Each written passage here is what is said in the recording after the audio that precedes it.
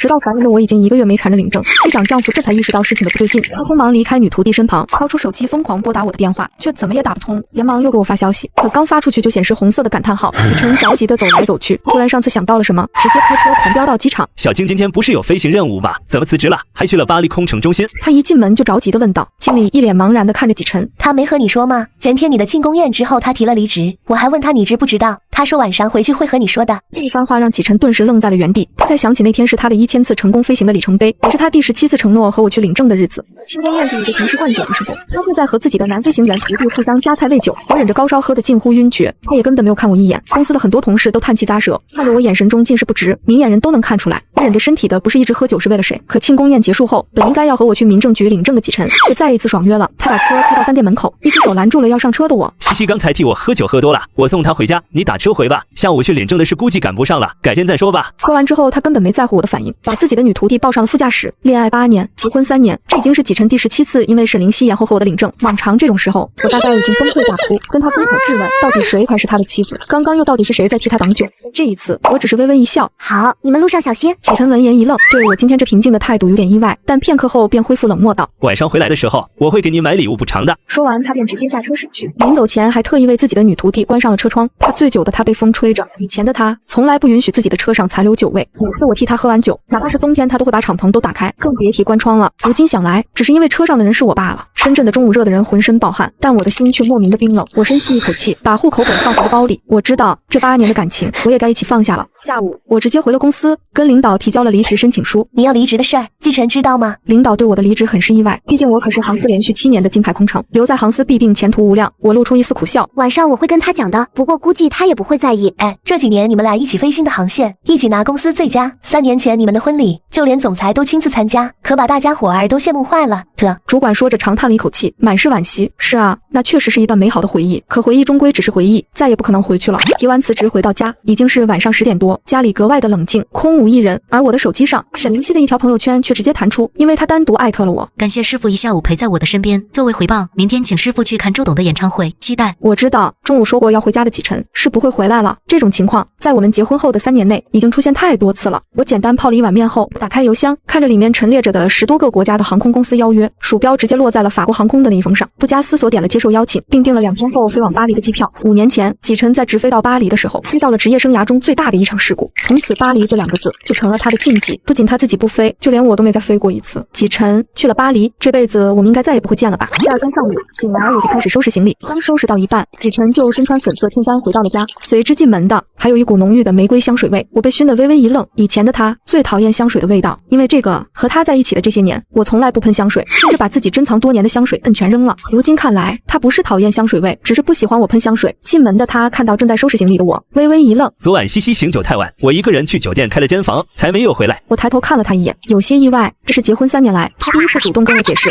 我点点头，没说话。他又缓缓走到我面前，垂眸问道：你收拾行李是有工作要飞？我点了点头，算是吧。听到我这句话后，他不知为何，好像是舒了一口气，才继续说：我今天有点事儿，回来取个东西就走，午饭就不吃了。好。我没有抬头，自顾自地收拾着行李。本来准备中午吃饭的时候告诉他我已经辞职，正是为我们8年的感情画个句号。现在看来应该也没机会了。说完，启辰取了一个红色袋子，拿起挂在门口的衣服，就匆匆出门了。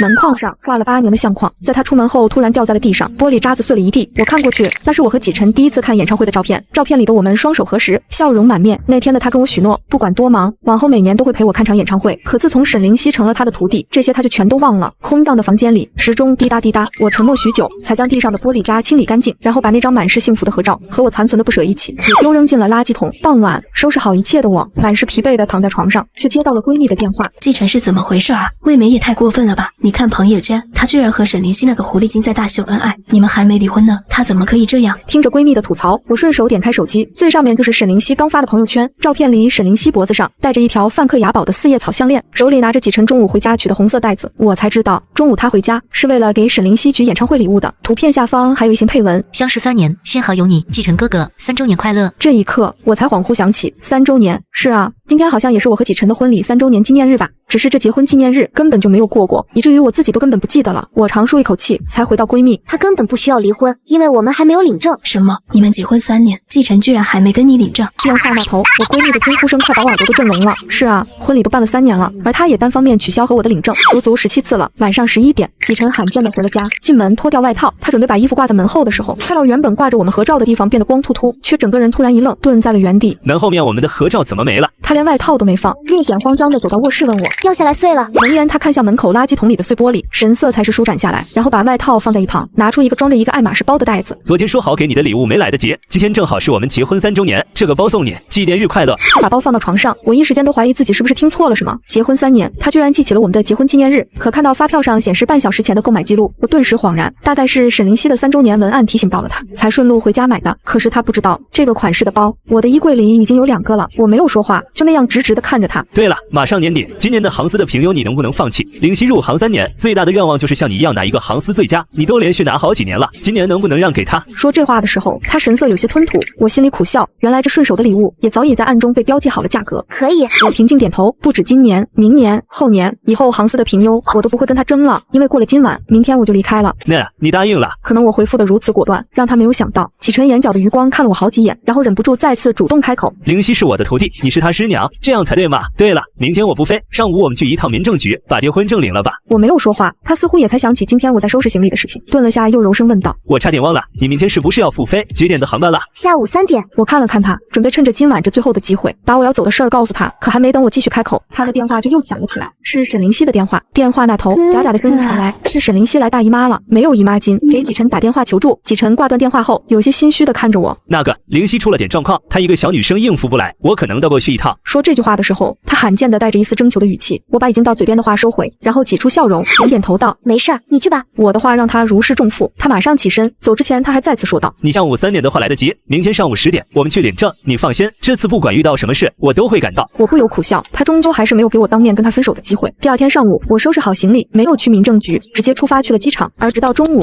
我也没有接到启晨询问我为什么没有去民政局的电话。等到下午我已经要登机的时候，才收到启晨给我发来一条消息：抱歉啊，灵溪今天身体不舒服，我刚送她去完医院，今天的领证没赶上，等你这趟回来，我第一时间陪你去民政局。看着这条信息，我的内心已经毫无波澜。果然，第18次的领证，他也还是没去。不用了，启晨，我已经辞职，马上飞往巴黎。今天过后，我们不会再见了。我给他发去最后一条消息，准备关机。可下一秒，沉默了很久的聊天框却疯狂震动，机上广播里重复播放着飞机马上起飞的讯息。我没有理会手机的震动，删掉启晨的联系方式后，就把手机关机。这一刻起，启晨和我再没有任何关系。医院里，启晨在看到我的信息后，疯了一样给我回消息，可他收到的只有一个鲜红的感叹号，然后不断的给我拨打电话。你好，您拨打的电话已关机。你好，您拨打的电话已关机。电话那头不断传来手机已经关机的讯息，启晨却仿佛都没听到一般，一次又一次重复用力按着手机屏幕。不可能，不可能啊！昨天还好好的，我都跟他说了去领证了。看着手机的他，整个人有点恍惚。足足几分钟之后，他才跑出医院，开车一路冲到机场。夏经理，小青今天不是有飞行任务吧？怎么辞职了？还去了巴黎？这到底怎么回事？